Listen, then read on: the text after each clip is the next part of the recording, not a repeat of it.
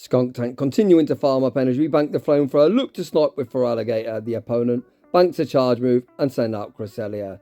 Cresselia going to commit to the full Psycho Cut farm down, but Shadow Skunk, the most ruthless closer of them all, is looking primed to sweep this game. We tank the Moonblast, farm up all the way to 100 energy crunch. We'll be knocking out Cresselia.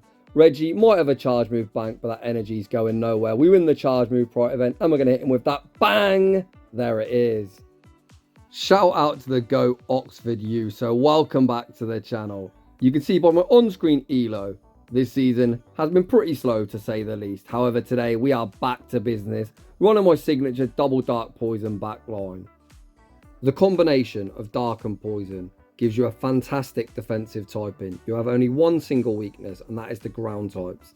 So if you're going to run an ABB team with double dark poison in the back, of course you need something to cover that weakness. Poison can also struggle against steel types, as of course steel does double resist poison. Christian Spencer commented on my video the other day and said he's tried this double dark poison strategy with a Feraligator lead. So I thought, fuck it, let's give it a go. Without any further ado, let's get into the battles. And in game 1, we see the Walrus in the lead. Pretty nice for Gator. Of course, nowhere near as nice as it would be for Poliwrath. The opponent doesn't even build up to an Earthquake. So we're going to tank the Icicle Sphere and then look to pivot. When you're running an ABB team, you always need to pivot in kind of neutral situations or even semi-1 lead to try and draw out a potential ground or steel type. We say switch into Drapion. For some reason, I respect the Earthquake. And of course, using a Shadow Pokemon, I get baited. But undeterred, we fire off the Crunch. Crunch lands. The second one will be secure on the knockout or getting my Protect Shield back. Crunch goes shielded. The opponent is going to need to full send an Earthquake to secure the knockout. And at this point, trainer, just enjoy yourself. The opponent does YOLO the Earthquake, securing the knockout.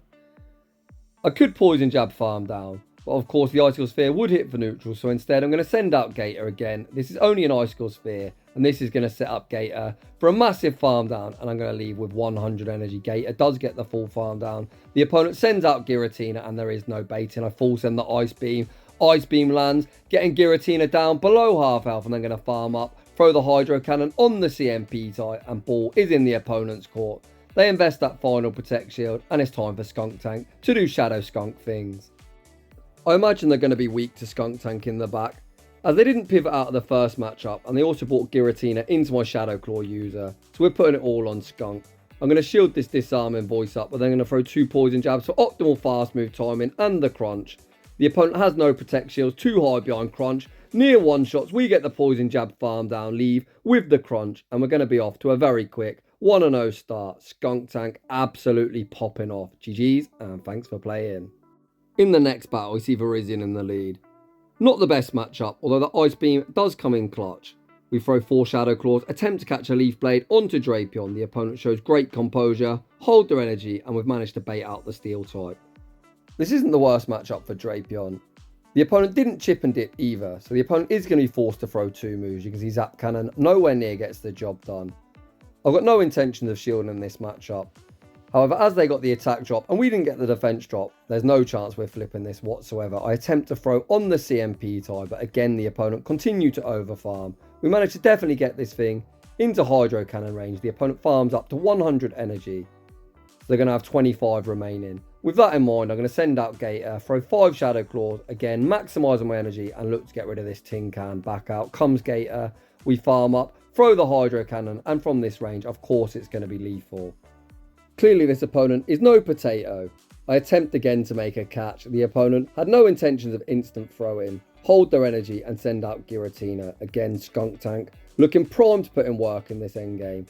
Giratina Skuntank actually isn't the best matchup, as our poison jabs are resisted due to their ghost typing, but our crunches hit a lot harder than the neutral Dragon Claws.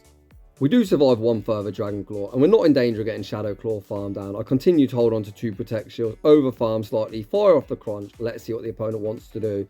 It looks like they intend to save both Protect Shields for Verizion Skuntank. Running out of HP, but we're able to reach the Crunch. Even though this is resisted, the opponent's kind of forced to start shielding, and they do. I send out Gator, throw 1 Shadow Claw and the Hydro Cannon. The opponent knows it's only a Hydro Cannon and decide to tank it, and that gives me a win con, the fast move beat down. The opponent looking to reach 3 charge moves. We've got 2 Protect Shields. We shield the first Leaf Blade. Of course, we're going to shield the second. We're pretty close to full health. We've only took double kick damage. Feraligator's bulk about to be put to the test. Is Leaf Blade enough to knock out? No, it's not. The Shadow Claw registers before the double kick and we're able to take a very close game. GG's and very well played to that opponent. In the next battle, we see Big Squidward in the lead. Not a great matchup for us. Our Shadow Claws do hit for neutral. We're going to bank an Ice Beam and pivot into Drapion. You can see we're getting frame drops left, right and centre. These battles were played on Go Battle Weekend. And as if the game wasn't already in a shit state, Go Battle Weekend was a joke. Again, this opponent hasn't switched out when I've pivoted into Drapion, which means Skuntank again should be in a pretty good spot to close this battle. I completely sacked Drapion, using it essentially as the damage sponge. This Drapion I'm using is actually a hundo. I've actually got a rank 1 Shadow Drapion as well, but that has Aqua Tail. I don't bother TMing between two moves. I've just got both built. I think Aqua Tail is viable on some teams. However, if you're going to be this weak to Poliwrath, you fucking need Sludge Bomb. Because when we start to see Poliwrath later in the video, trust me, it's a headache. Gator managed to get a massive farm down. The opponent sent out Verizion. Once again, I attempted to catch a Leaf Blade onto Skuntank unsuccessfully. But the opponent sends out Giratina. We land the crunch. We can easily survive a Dragon Claw. And the opponent is going to be forced to shield first if they want to keep Giratina around. And Feraligator, with all this energy, should be primed to sweep. Let's see what the opponent wants to do. We fire off the crunch. Crunch forces the Protect Shield and its CMP. And this should be GG's. If you're wondering why Feraligator is number 2 currently on PvPoke, that is because it has got such great coverage. I'm at 100 energy, so just fire off the Hydro Cannon immediately, making sure to keep as much health on Gator as I physically can so I can't get double kicked farm down. Lose Con would be trying to bait. We can easily reach 2 Ice Beams. I full send it. The opponent looks to call the bait. Hashtag no baits on this channel, and we pick up the dub. In the next battle, we see G-Weezy in the lead. The opponent say switches into Greedent. And I think this is another huge problem if you're going to run Gator in the lead with a double Dark Poison backline. Greedent has access to Mud Shot and beats both my Dark Poison types. So what I do is I often stay in, look to chip and dip, and then send out Drapion. With the chip damage, I can now keep alignment. You're going to see I'm going to throw 4 Poison Stings, throw on the CMP type, not allowing the opponent to sneak any Mud Shot. We can easily survive another Body Slam. Again, I'm going to throw 4 Poison Stings and the Crunch. I don't really care if I've got Switch, to be honest. Ideally, would get shield advantage. The opponent recognising Switch will be lost. Send out G-Weezy. This is why we run Sludge Bomb. Sludge Bomb lands for big damage. I am still Switch locked. However, the opponent isn't going to be able to fair win farm down, and they're going to be forced to dump energy. I make a bit of a mistake here. The opponent switched themselves out, so they're Switch locked and I'm not. So what I should be doing is sending out Gator instantaneously, not allowing the opponent's Switch timer to call off. We tank the Brutal Swing. I recognise that I played like a potato and should have just sent out Gator instantly because I know they're going to send back out Greedent. So I throw the Hydro Cannon immediately and I am spamming the switch, looking to Poison Jab farm down Greedent before the opponent's timer pops up. Luckily, me waiting out the timer unnecessarily isn't going to cost me this battle as the opponent's got Jellicent in the back and there literally is nothing they can do. Trainer, please top left. While we see this opponent play out the inevitable, hoping to have a heart attack as that essentially is their win con at this stage. I saw a post on Twitter yesterday. Essentially, someone was saying that you need some luck to get from veteran to legend. I'll be honest, I don't think that's true whatsoever. Of course, you can have unlucky days where you get hard countered and you're going to lose, regardless of how well you play. However, skill will always overcome luck. By no means do I think I'm the best battler in the world whatsoever. However, things I do is I'm always looking to improve and I'm very honest with my own gameplay. The last battle, I didn't play optimally whatsoever. I also watch back every single loss I have. And in all them battles, there's always things you can do differently. So I watch it maybe 2 or 3 times sometimes. Try and think of what I could have done differently to influence the outcome of the battle. In the next battle, we saw Greninja in the lead. To my surprise, the opponent shielded up a Hydro Cannon. We say switch into Drapion, as we always do, drawing out the Kentucky Fried Chicken, Bird of Death. To my surprise, the opponent goes 2 shields down, and this sets up Skuntank in a prime position to sweep. We're not actually in fly range yet. If the opponent's got Brave Bird, I'm just going to Poison Jab farm down. Instead, the opponent tried to masturbate like a potato. Gator, grinning away, easily absorbs the damage, fires off the Hydro Cannon, securing the knockout, maintaining our 2-0 shield advantage. At various points to now, I've attempted to catch. So usually I'd go for 1 and attempt to catch a Night Slash onto Skuntank, and I'm glad I didn't, as the opponent didn't 1 and throw, they actually threw 2, throwing on alignment, securing the knockout. Regardless, we've got Skuntank exactly where we want to be. Unfortunately, I get baited with a Night Slash. However, we can just shield up this next Hydro Cannon, and really what wants to see Skuntank with this huge energy lead. The opponent sends out Cresselia, and let me tell you, trainer, that is not the answer you are looking for. This is essentially unlosable from this point. Skuntank's going to fire off the crunch. We easily survive a Moonblast. I'm just going to double up. Greninja's actually energy dry, so I don't even need to double up. But it is what it is. We're going to go for the safe play. Farm up to the double crunch. You know the drill. The first crunch will be knocking out Cresselia. Greninja is a dark type, so of course dark does resist dark, but they're that low that crunch is going to be all she wrote. GG's and thanks for playing. In the next battle, we see a matchup. We're having Gator instead of Poliwrath is favourable for us, but of course we're on the ABB team, so we're going to attempt to catch Nature's Madness onto Drapion, once again unsuccessfully. Opponents in this range are actually playing quite disciplined. I think it's another reason people are struggling to climb this season, as these are probably around 2700. I started at 2660 and got up to 2850 with this team. But I think, to be honest, the skill set overall is fairly decent. The opponent doesn't have any great answer for a Dark Poison whatsoever as they send out Giratina. Landing the crunch definitely puts this thing into Ice Beam range. So I'm going to send back out Gator, farm up, throw the Ice Beam on the CMP type, once again maximising my energy. Stay in school, kids, and learn to count. I'm going to pivot instantly into Skuntank, and the opponent sends out Cresselia. My god, people are showing no respect for this skunk or Dark Poisons in general.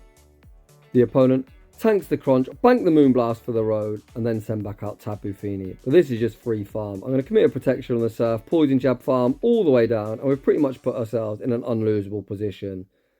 Back out comes Cresselia. Skuntank wins the charge move prior event. Crunch forces the first Protect Shield. This is the easiest shield of my life. The opponent is now energy dry. We're just going to fire off the crunch immediately. The opponent essentially has no wink on. If they tank this, they'll get knocked out. If they shield it, I'll just Hydro Cannon them. GG's and thanks for playing. In the next battle, we've seen our nemesis. Poliwrath is so difficult to deal with. How I've decided to play it, I attempt to catch a move onto Drapion, banking all of my energy. Poliwrath outright beats all three of my Pokemon. However, you can see again the opponent might not have a Dark Poison answer in the back. We managed to land the Sludge Bomb onto Poliwrath, but as we're double debuffed, this Sludge Bomb is essentially going to do nothing, and this Poliwrath is still a big problem for me to deal with. In an ideal world, we'll manage to knock out Poliwrath without having to tank a charge move, because if we have to tank a charge move, our Gator is going to be left very, very low. You can see the opponent does reach the charge move. Icy Wind doesn't do too much, but we're left in the red. We have got energy good to go. As I'm debuffed, I'm spamming the switch. The opponent's got Lantern and Tentacruel. I think I should just top left rather than waste the opponent's time. However, we're going to try and pull off some shenanigans. This team makes no sense. What the hell do you do against an electric type? People have been spamming Magnezone propaganda. If you see a Magnezone or an Ampharos, what do you do? Just cry. However, looking back to this battle, I think, did I have a wink on here? The answer is probably not, but I could have done something differently. So, of course, I'm going to shield up this next move. You're going to see very briefly my timer is going to pop up. So, instead of throwing this crunch, I could have just looked to snipe. But in hindsight, the opponent does have a Protect Shield, which we force here. We then pivot into Gator, getting the snipe. And I think this is where my opponent makes a mistake. So, you're going to see they're going to Spark Farm me all the way down. I do reach a Hydro Cannon, of course. This doesn't do too much damage, but all chip damage is welcome. My Skuntank has absolutely piss poor IVs. I think it's an 8, 11, 9 or something. You can see Surf doesn't quite knock out. And we actually die one poison jab short of the crunch. If I had a PvP IV Skunk, I think the opponent would have actually threw that match. In the next battle, we see Giratina in the lead. My entire team do quite well into Giratina. I'm actually going to soften this thing up and then pivot into Skuntank. I very rarely use Skuntank, but Skunk, ironically, is the worst into Giratina. With the Hydro Cannon chip damage, they're pretty much going to be in crunch range with the poison jabs. So what I do is I farm up, maximise my energy, throw the crunch on the CMP type, forcing a Protect Shield. I am going to shield in return, and I was very annoyed that I shielded up of Acid Spray. I think I actually should have just took my 2-to-1 shield advantage. But like this, we're going to either force switch or both Protect Shields. So I think either's a fine play. The opponent does manage to realign, but it's cost them both Protect Shields. We're just going to send out Gator now. I'm going to tank absolutely everything, and then I'm going to commit to the full Shadow Claw farm down. The opponent fires off the Scald. You can see one further Scald will be lethal, but this is why we can, as this is only an Acid Spray, and despite us being in the red, it isn't going to be lethal. We are left low. We've got both a Hydro Cannon and an Ice Beam banked. and Gator has quite a high attack and likely wins CMP. The opponent sends out Scrafty, and this is where we need to show good discipline. Of course, if the opponent catches a Sludge Bomb onto Giratina, it'd be brutal. So you can see there I pause a turn before firing off the Sludge Bomb. I also didn't shield the first power-up punch, but I will shield the second. Again, when I get to the Sludge Bomb and I want to throw it, we're going to pause a turn, ensuring Scrafty is still on my screen. Sludge Bomb is going to secure the knockout. Back out comes Giratina. The opponent, recognising the game's over, is going to concede the match. GG's and thanks for playing. So if you're wondering why the opponent top left there, they had to Shadow Claw farm down before we reached the crunch, which they couldn't do. And they needed to do that because Feraligator has a 159 attack and they've got a 152. So after landing the crunch, there'd be an Ice Beam range and would win CMP. In the next battle, we see Giratina in the lead. We make a very nice Dragon Claw catch onto Drapion, drawing out Alola Ninetales. What this means is this is fucking double charm. When you're seeing this nonsense tap team, make sure you use your shields. Psyshock, not the best move, but we may as well shield something as this bullshit team doesn't make too many moves.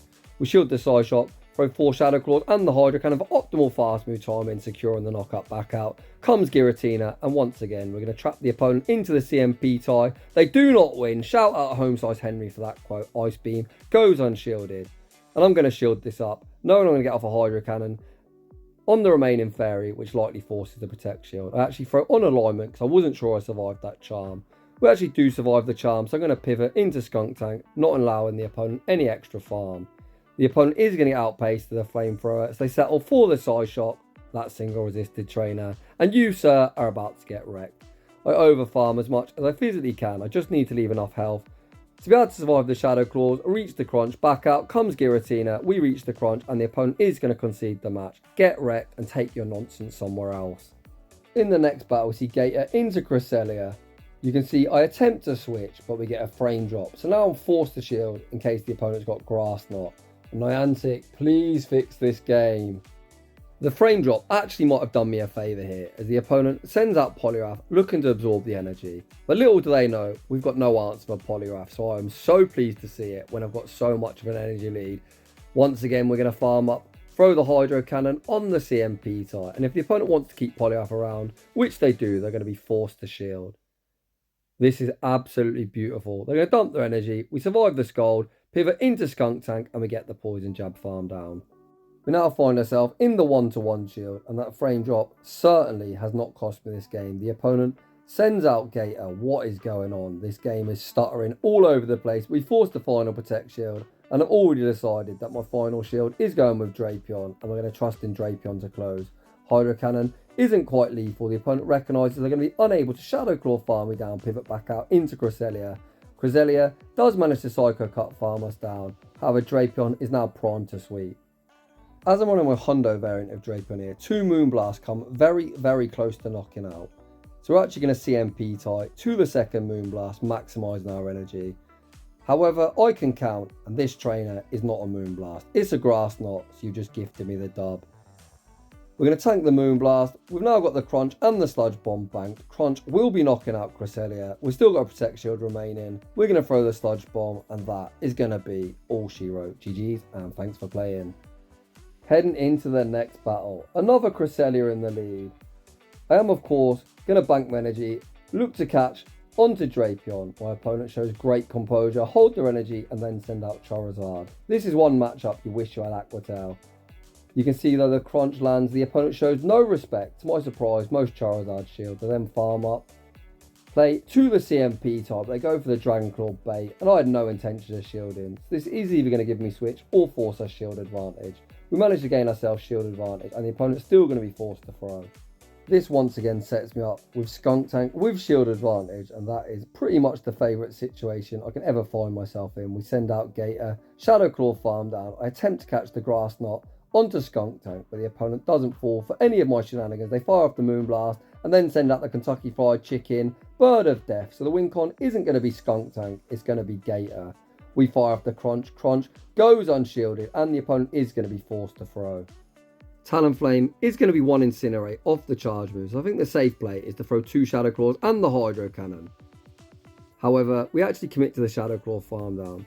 Damage does register, 1 turn, before the end of the animation. So what that actually means is the opponent needed new mechanic to get the charge move off there. What they didn't get, however, what they are going to get is spammed with 1 bazillion hydro cannons. This battle is actually against one of my friends, Paulo Cycling. Shout out you, buddy. GG's. Heading into the next battle, another Poliwrath. Huge yikes. Let's see if we can play our way out of this one.